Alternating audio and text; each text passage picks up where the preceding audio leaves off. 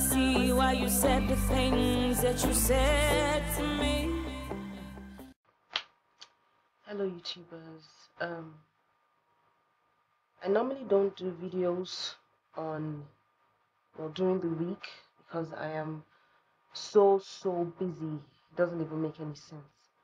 But today is a really sad day for me, and it's a realization of many things. Yesterday, someone died. Her name is EWAR, and EWAR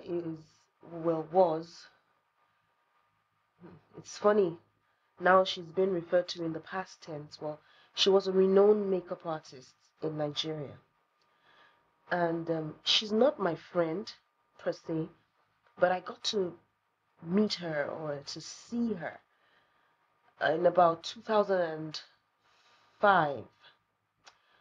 I went to a salon called Headmasters, and she was the makeup artist there, and I needed her to do some makeup for me. And we were haggling over price. I was like, no, I'm gonna pay this, and she was like, no, you're gonna pay that. And that was the interaction that we had. She didn't do my makeup, I used someone else.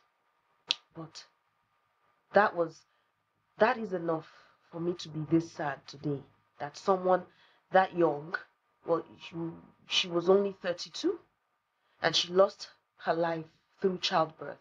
Actually, she had given birth, and then apparently the anesthesia that she was given, she never came out of it. And at this moment, I believe that mothers, those that have had the privilege, and I call it a privilege and an honor, to have passed through childbirth, carrying a baby in your stomach, and then pass through childbirth, be alive to see your baby and to suckle your baby and to carry your baby, it is enough to take a moment and give thanks. So many women have lost their lives through childbirth. Some mothers never live to see their children, and then those children automatically don't have mothers. And for those of us that have mothers, good mothers, I don't know what I would do without my mother. I really don't. And that's just the truth.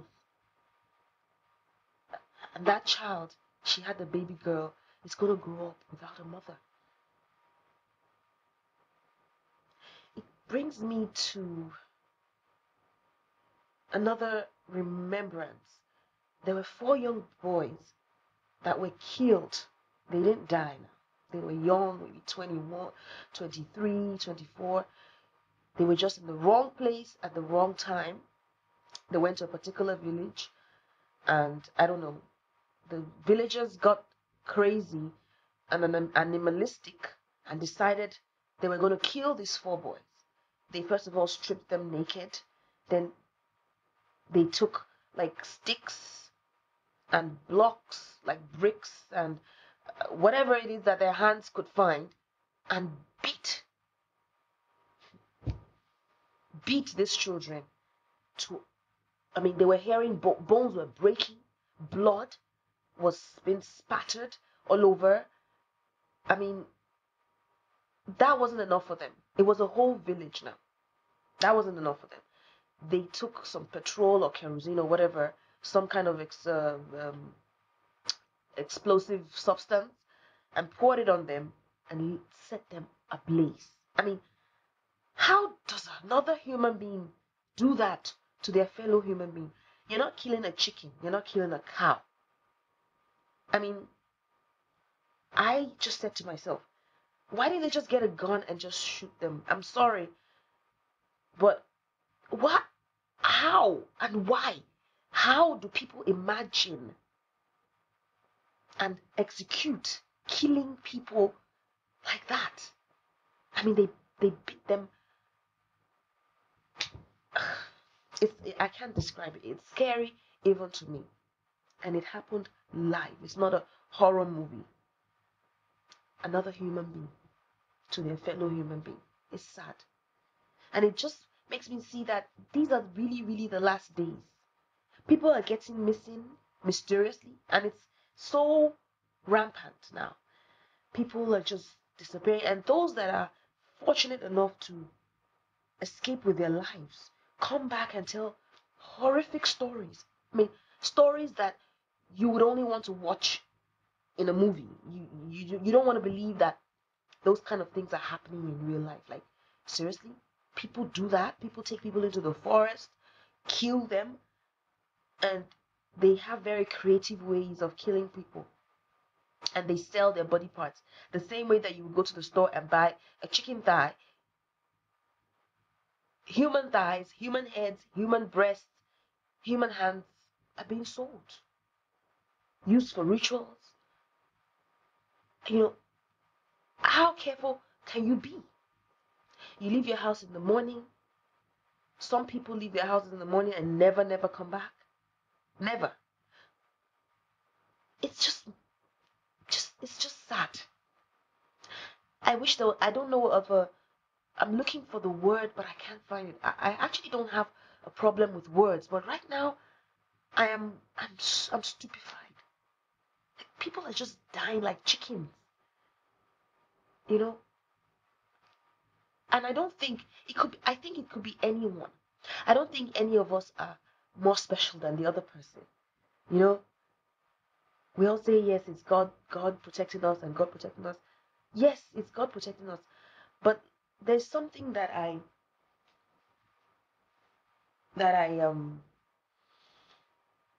before I even say that, I mean, are we going to say that those other people that were kidnapped and killed and murdered were not being protected by God?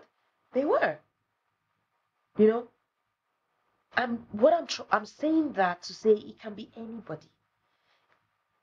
Don't look for death, and it's a quotation from a certain man, because I read a lot, and he said I read this book. It's one of the books I read. I read every morning, and it's Turning Point by Femi Emmanuel. That's his name. It's a devotional, and it's called Turning Point, and I find this turning point to be very practical. And on July 2nd, which was also his birthday, coincidentally, he spoke about living beyond the grave. And there's a quotation from there that says, death, do not seek death, it will find you in any form, shape, or manner, you know, but seek the road which makes death a fulfillment. All of us are going to die. We don't know when, we don't know how. You know, we pray that it's in a peaceful way, but I believe that all these other human beings were not less special than we were. It's just everybody has their time. I don't know. I really don't know. I'm not God or anything. But I think that we should live each day like it's our last. Make each day count, so that when death does come, you're not bothered, really.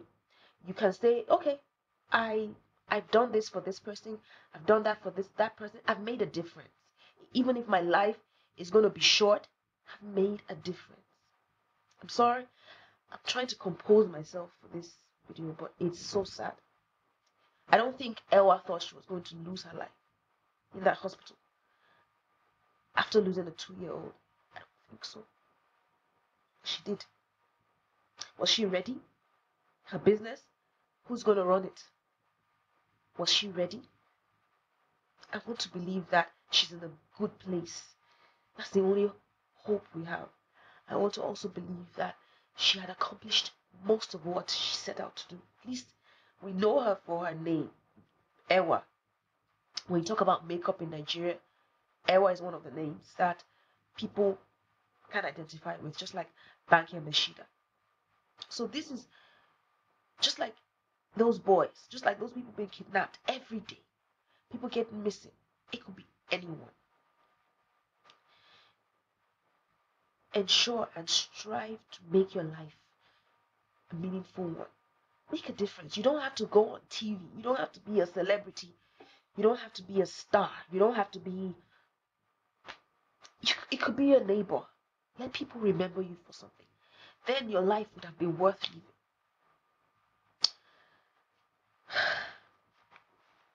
Thank you for listening, and thank you for watching.